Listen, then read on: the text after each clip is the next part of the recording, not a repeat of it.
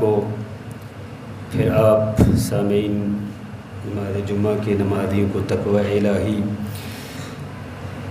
کی نصیحت کرتا ہوں، جو بہترین زاد راہ ہے، جو آخرت میں کامیابی کا ذریعہ ہے،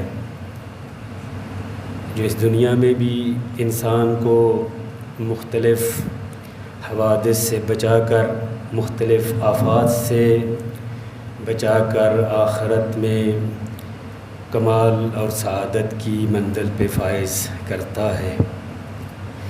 عزیزان، پاکستان کے موجودہ حالات کے پیش نظر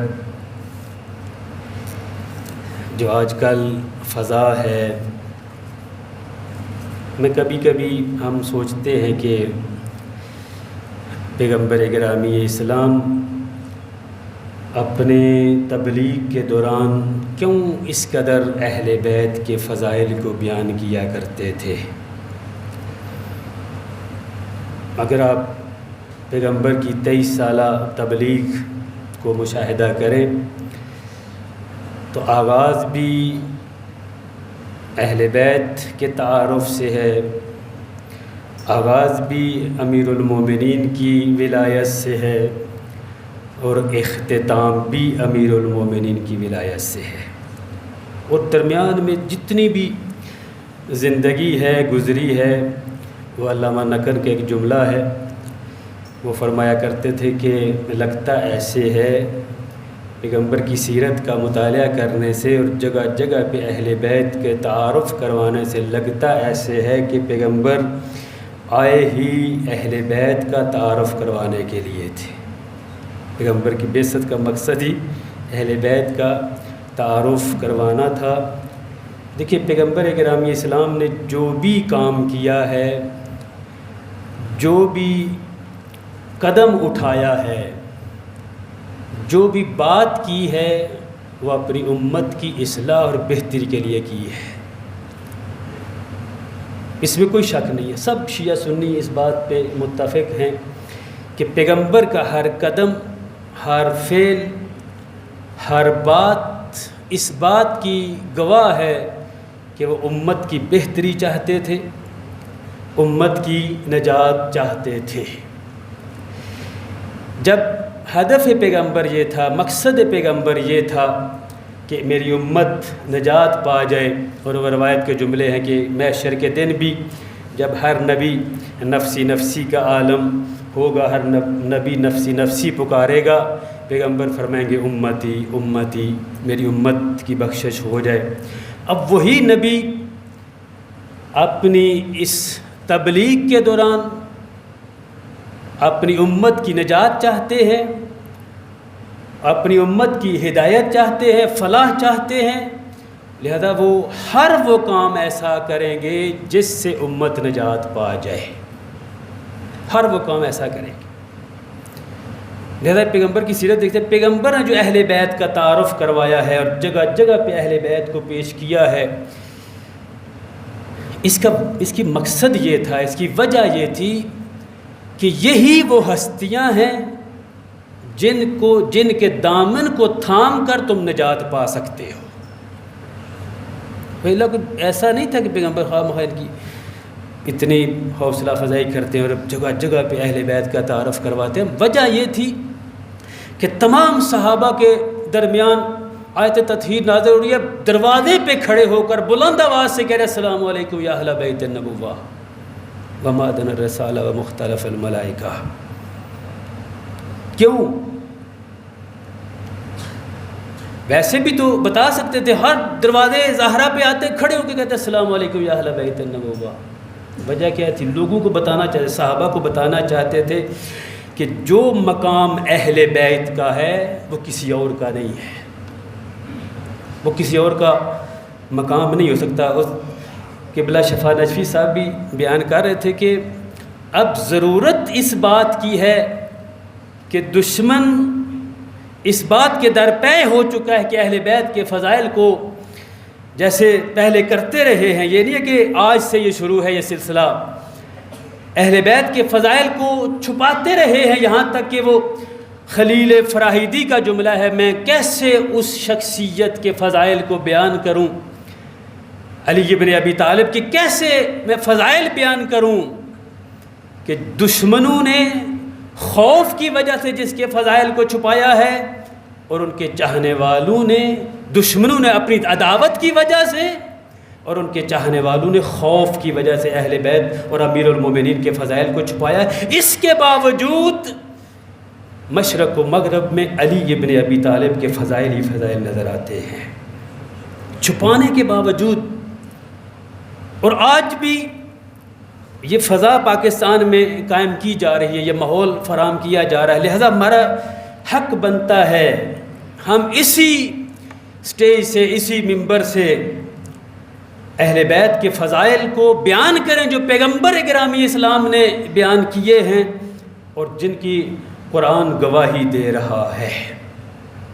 اور آج ضرورت ہے، میرا خیال ہے آج، پہلے بھی میرے ذہن میں تھا لیکن قبلہ شفا نجوی صاحب نے جب یہ بات کی ہے تو اور یہ بات پختہ ہو گئی۔ اب ضرورت اس بات کی ہے کہ کچھ لوگ آ کر شرارت کرنا چاہتے ہیں۔ یہ کوئی صحابہ کے مخلص نہیں ہے، سیدھی سی بات ہے، یہ مخلص نہیں ہے صحابہ کے۔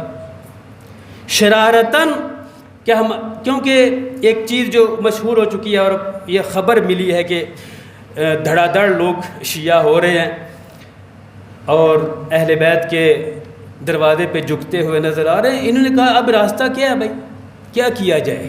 ایسا بل پیش کرو تاکہ ان کی مجالس پہ پابندی ہو، ان کی مجالس کو کہا جائے جے توہین ہو رہی ہے، ان کے جلوس توہین کا مرتکب ہو رہے ہیں، ان کی اذان بھی کہا جاتا ہے یہ بھی توہین ہے۔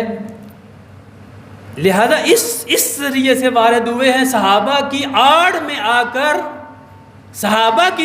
آ کر ان ہستیوں کے ذکر کو بند کرنا چاہتے ہیں جن کی غلامی پہ صحابہ فخر کرتے تھے۔ صحابہ کی آڑ میں اہل بیت کے ذکر کو بلند کر چھپانا چاہتے ہو کہ جو خود کہتے ہوئے نظر آتے ہیں لولا علی لہلک عمر، جو خود کہتے ہوئے نظر آتے ہیں اگر پل سراج سے گزرنا چاہتے ہو آسانی کے ساتھ تو تمہارے پاس علی بن ابی طالب کے ہاتھ کا لکھا ہوا پروانہ ہونا چاہیے۔ اور آج یہ شرارت ہو رہی ہے جگہ جگہ پہ اور ان کو اکسایا جا رہا ہے، ایک گروہ کو باقاعدہ اکسایا جا رہا ہے کہ اگر یہ لوگ اس بل کی مخالفت میں نکلتے ہیں تو ہم بھی تیار ہیں۔ یہ آپ نے شاید کلپ سنا ہو کہ ہم بھی پھر اس کا مقابلہ کرنے کے لیے ایک شرارت ہے، ورنہ خدا شاید میں پیغمبر گرامی اس اگر توہین کی بات کرتے ہو، پیغمبر نے غدیر خم پہ فرمایا تھا من کنت مولا فہذا علی مولا، جس کا میں مولا ہوں اس کا علی مولا ہے۔ کیا پیغمبر کی اس حدیث پہ عمل کیا گیا؟ اگر توہین ہے تو امیر المومنین کی سب سے پہلے توہین ہے۔ اور 110 صحابہ نے اس حدیث کو نقل کیا، 110 صحابہ نے، 84 تابعین نے اس حدیث کو۔ کوئی بندہ اہل سنت بھی آج معترف ہیں، اعتراف کرتے ہوئے نظر ہے مولا کا معنی وہی مولا ہے، حاکم ہے۔ اچھا اگر یہ توہین نہیں ہے تو کیا ہے بھائی؟ پیغمبر جس کے بارے میں فرمایا جائے میرے بعد، اچھا مولا کیا ہوتا ہے بھائی؟ کہا کہ چوتھے نمبر پہ جا کے مولا ہوتا ہے، جس کو کہا جائے کوئی صحابی، دعویٰ ہے میرا، کسی صحابی کے بارے میں پیغمبر نے اس طرح فرمایا جملہ مجھے دکھا دو۔ تاریخ ہے، احادیث کی کتابیں ہیں، کسی صحابی کے بارے میں پیغمبر نے فرمایا ہو بھائی میرے بعد یہ فلاں مولا ہے، سوائے علی بن ابی طالب کی۔ کیا یہ توہین علی نہیں ہے؟ یہ علی بن ابی طالب کی اہانت نہیں ہے؟ یہ علی صحابی نہیں ہے اگر آپ کے نزدیک؟ صحابہ پیغمبر میں نہیں آتے؟ اور پھر یہ چند دن پہلے جو ایک گستاخ نے حضرت حجت ابن الحسن عجل اللہ تعالی فرج الشریف کی شان میں گستاخی کی ہے، یا اس سے پہلے بھی گستاخیاں ہوتی رہی ہیں، کیا یہ ہمارے مقدسات کی اہانت نہیں؟ اس کو کہ کس کھاتے میں آپ دیکھیں گے؟ جب ہم کہہ چکے ہیں ہم کسی کے مقدسات کو چھیڑتے نہیں ہیں اور نہ مقدس کو مقدس بننے نہیں دیتے، وہ پھر ہمارے مقدسات کا بھی خیال رکھو نا جی۔ پھر تمہیں اس بات کا بھی خیال کہ ان کے بھی مقدسات ہیں۔ ہمارے لیے اس وقت روئے زمین پر حجت خدا وَبِوَجُودِهِ ثَبَتَتِ الْأَرْضُ وَالسَّمَاءُ، جس کی وجہ سے زمین و آسمان قائم ہے، وَبِيُمْنِهِ رُزِقَ الْوَرَىٰ، جس کی وجہ سے، جس کی برکت سے مخلوقات رزق کھا رہی ہیں، تم آ کر ان کی توہین کرو۔ اور پھر تمہارے اگر تم مخلص ہو، واقعاً تم چاہتے ہو کہ صحابہ کی توہین ہم برداشت نہیں کر سکتے، پھر یہ دو نمبری کیوں ہے؟ یہ دو نمبری، پھر سب کے ساتھ ایک جیسا سلوک کرو۔ جہاں جہاں توہین ہوتی ہے، جہاں جہاں اہانت ہے، اس کا پرچار کیوں نہیں کرتے؟ پھر اس کو کیوں نہیں، اس کے خلاف ایف آئی آر کیوں نہیں کاٹتے آپ لوگ؟ بس اس کا مطلب ہے یہ کوئی صحابہ کی محبت نہیں ہے،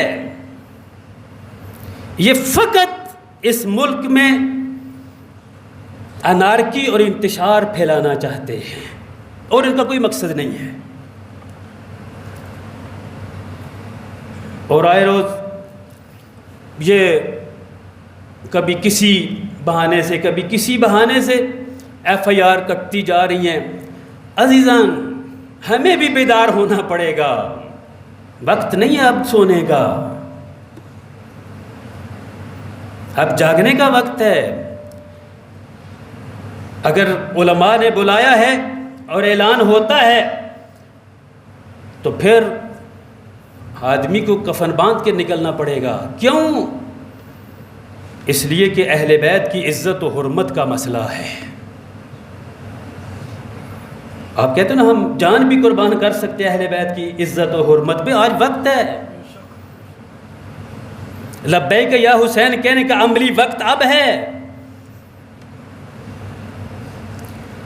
ویلا خالی کھوکھلے دار اس میں مجلس میں لبیک یا حسین کہتا رہوں اور عملی میدان میں پیچھے ہٹ جو، یہ لبیک یا حسین نہیں ہے۔ سید الشہداء نے نہیں دیکھا کہ 72 آدمی ہیں، پوری امت ایک طرف ہے، نہیں دیکھا پھر آپ نے کہ کیوں؟ دین کی حرمت کا مسئلہ تھا، اہل بیت کی حرمت کا مسئلہ تھا۔ سید الشہداء نے پھر پیچھے مڑ کے نہیں دیکھا، اور اس دین کی حرمت کی بقا کے لیے، اہل بیت کے تعارف کے لیے سید الشہداء نے اپنی جان کی قربانی دے دی۔ اور یہ کیا خیال ہے، ہم سے تقاضا کوئی نہیں؟ ہم بھی کہتے ہیں یا لیت کن کیا وہ فافوز فوزا، کاش ہم کننا معکم، ہم بھی آپ کے ساتھ ہوتے، ہم بھی اس اعلیٰ مرتبے پہ فائز ہو جاتے۔ آج وقت ہے، آج پیچھے ہٹنے کا وقت نہیں ہے، آج آگے بڑھنے کا اور لبیک یا حسین کی آواز پہ عملی قدم اٹھانے کا وقت ہے یہ۔ اور وہ آج کلپ آپ نے دیکھا ہوگا، وہ سیالکوٹ کا ایک مولوی ہے، وہ کہہ رہا تھا کہ ہم بھی پیچھے نہیں ہٹیں گے، انتشار چاہتے ہیں۔ اگر تم مخلص ہوتے آؤ مل کے بیٹھ کے بات کرتے ہیں، آؤ دیکھیں تمہارے پاس تمہاری منطق کیا ہے، لاجک کیا ہے تمہارے پاس۔ مگر اتنے ہی تم مخلص ہوتے کبھی چور دروازے سے بل کو پاس نہ ہونے دیتے، سب چند لوگوں کو ملا کر خرید کر تم نے بل پاس کرا، تم مخلص ہو، تمہیں پتہ تھا یہ بل بھی چوری کیا ہوا ہے اور چور دروازے سے پاس بھی کروانا ہے۔ یہ بل بھی حقیقت میں مبنی نہیں ہے، اور یہ انتشار کی کیفیت جو ہے وہ پھیلائی جا رہی ہے۔ عزیزان، ہمیں بھی بیدار ہونا پڑے گا، فقط اپنے آپ کو اس حد تک کی عزاداری میں ہی اور چند دن گزار کے محرم و سفر کے ہی اپنے آپ کو کانے نہ کر لو، اپنے آپ کو یہ نہ کہہ دو بہت زیادہ بڑا کام ہو گیا ہے، نہیں، اب اس عزاداری کو بچانے کا وقت ہے۔ جو عزاداری کرتے ہیں نا ہم، اس عزاداری کو بچانے کا وقت ہے، ورنہ یہ تمہاری عزاداریوں پہ اس سے کہیں بڑھ کر پابندیاں لگ سکتی ہیں جو ابھی تک لگ رہی ہیں، ایف آئی آر کٹتی آ رہی ہیں، کہیں بڑھ کر سوچ بھی نہیں سکتے جس طرح ان کی پلاننگ ہے اور یہ جو منصوبہ رکھتے ہیں۔ اگر آپ چاہتے ہیں عزاداری محدود ہو جائے، ہمارے جلوس پہ پابندی لگ جائے، پھر بیٹھے رہیں، پھر دیکھتے کیا ہوتا ہے۔ اگر نہیں چاہتے اور چاہتے ہو کہ عزاداری سید الشہداء ہمیشہ کی طرح پا برجا اور قائم و دائم رہے، پھر ہمیں آج عملی قدم اٹھانا پڑے گا، ہمیں اپنے علماء اور قائدین کی آواز پہ لبیک کہنا پڑے گی، پھر پیچھے ہٹنے کا وقت نہیں ہے، چاہے ہم قلیل ہی کیوں نہ ہوں۔ قائد محترم نے فرمایا تھا کہ آنا ہے تو اس طرح آؤ جس طرح حسین ابن علی نے مدینے کو چھوڑا تھا، اس طرح آؤ۔ کوئی توقع لے کے نہ کہ فلاں صاحب ہمارے لیے یہ کریں، اپنے اس جذبے کے ساتھ دینی فریضے کو انجام دیتے ہوئے نکلنا ہے۔ پھر پیچھے ہٹنا کیوں؟ اس لیے کہ پیغمبر کی حدیث ہے کہ فرمایا اگر ہم لکل شیء اساس و اساس الاسلام حب اہل البیت، ہر شے کی ایک بنیاد ہے، وہ شے اس بنیاد پہ کھڑی ہوتی ہے، اگر بنیاد مضبوط نہ ہو وہ شے کھڑی نہیں رہ سکتی۔ فرمایا ہر شے کی بنیاد ہے، اگر تیرے اپنے اسلام کی بنیاد ڈھونڈنا چاہتا ہے وہ اہل بیت کی محبت ہے۔ اہل بیت کی محبت مضبوط کر لے، تیرا اسلام مضبوط ہو جائے گا، تیری اوپر اسلام کی کھڑی ہوئی بلڈنگ مضبوط ہو جائے گی۔ پروردگار عالم ہمیں اہل بیت علیہم السلام کی سیرت کو سمجھنے، اس پر عمل پیرا ہونے کی توفیق نصیب فرمائے۔ پروردگار امام زمان کے ظہور میں تاجیل فرما۔ بسم اللہ الرحمن الرحیم۔ والعصر ان الانسان لفی خسر الا الذین آمنوا وعملوا الصالحات وتواصوا بالحق وتواصوا بالصبر۔